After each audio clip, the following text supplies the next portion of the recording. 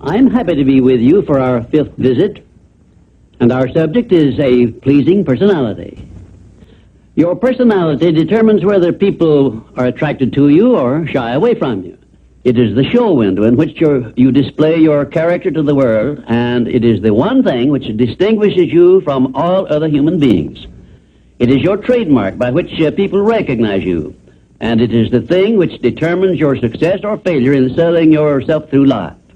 Therefore, you should see your personality just as others see it, so you may improve it where it needs improvement.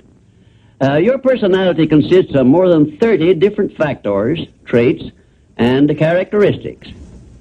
Because of the limit of time I can devote to this visit with you, I can mention only the more important of your traits of personality.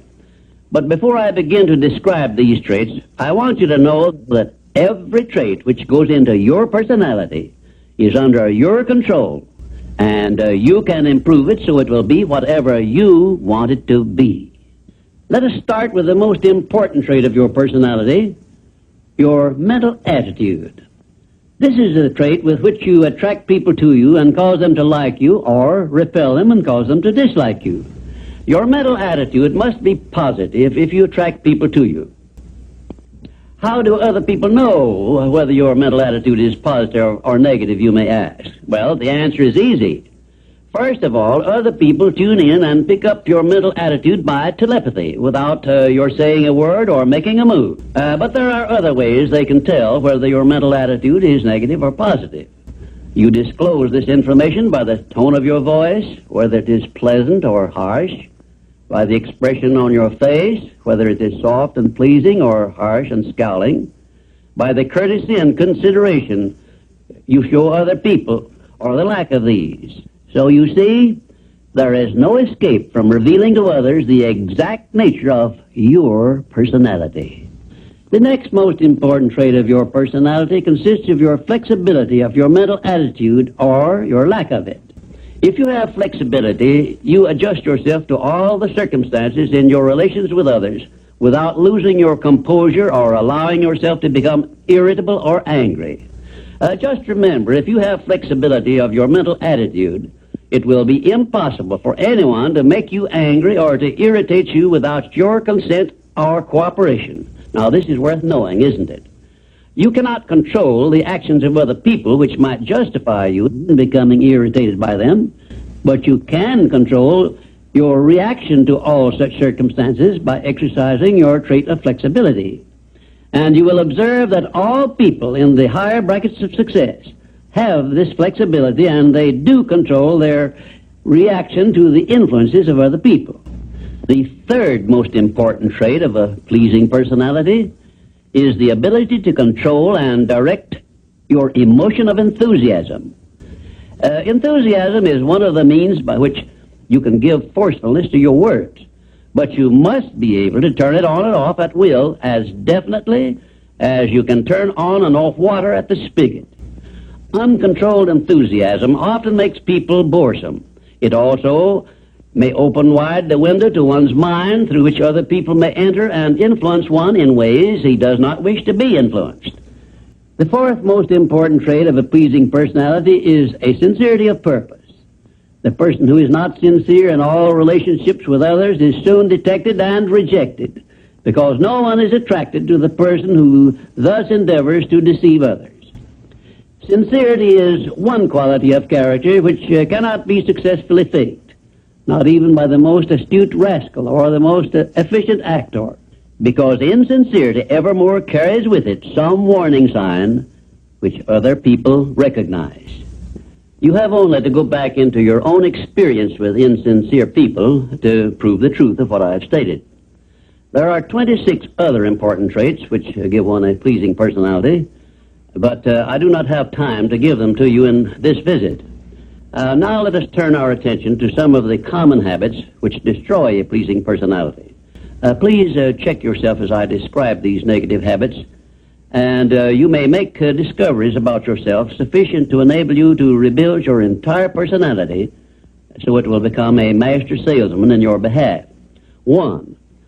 One of the most destructive habits which make one's personality objectionable is that of breaking in and running away with the conversation when others are speaking.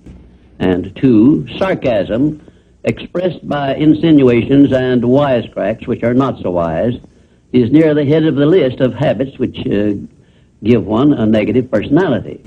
And 3rd, vanity expressed by either words or actions is sure to make one unpopular. And 4, indifference in listening while others are speaking is sure to be noticed and resented.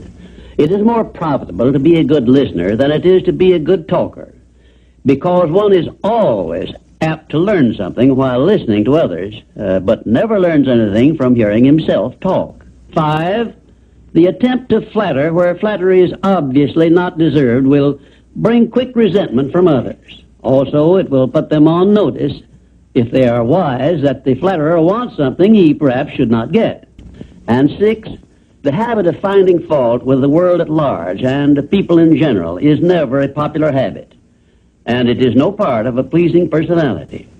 It is far better to direct conversation to the circumstances and things which are right than to complain of those which one believes to be wrong. And 7, one of the very worst habits which destroy a pleasing personality is that of openly and directly challenging those with whom one may not agree, where there is no obvious reason for doing so, except the desire to be on the opposite side. And 8, the habit of volunteering unsolicited advice to others who have not requested it can make one an intolerable bore. Free advice usually is considered to be worth just what it costs, which is nothing but the patience with which to listen to it. And 9, the habit of speaking of one's physical ailments, worries, and personal problems may be tolerated by others, but this habit will never make one welcome or pleasing. If you wish to make yourself welcome in your relations with others, manage to talk about things which interest and concern those to whom you are speaking.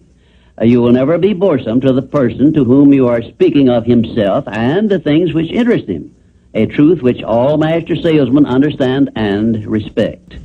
And 10, the habit of endeavoring to convey an impression of superiority through the use of words and topics unfamiliar to others is a surefire destroyer of popularity. If you wish to sell yourself to others successfully, you must negotiate with them on their own level through terms which they understand. And 11, envy of those who are successful is a trait which destroys a pleasing personality. The truly great men and women have all been known to be generous, sympathetic, and joyous in connection with the good fortunes of others. And 12, slovenliness in body, posture, and in clothing never attracts but always repels others.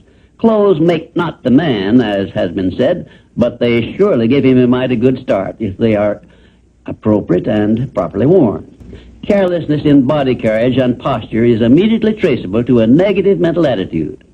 If you are free from these 12 common habits which make one unpopular, you probably have a very pleasing personality. There are 5 other negative habits which make one unpopular, which I have not had the time to mention. Remember this, please.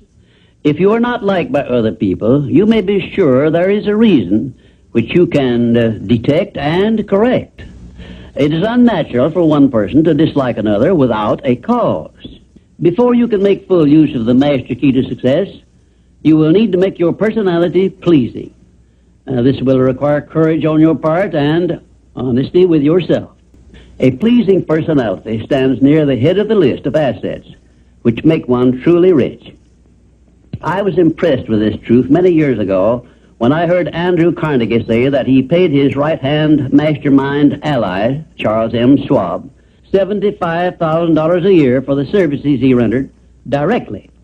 But he often gave Mr. Schwab a bonus at the end of the year of $1 million for the influence he exerted on his associate workers because of his pleasing personality. You see, therefore, Andrew Carnegie, who has been said to have been the greatest judge of men this nation has ever known, placed a value on a pleasing personality of more than 10 times as much as he valued the personal services of his right-hand man. Perhaps this will give you a clue that may help you up the market value of your personality. And now, until we meet again, may I wish you health, wealth, and peace of mind.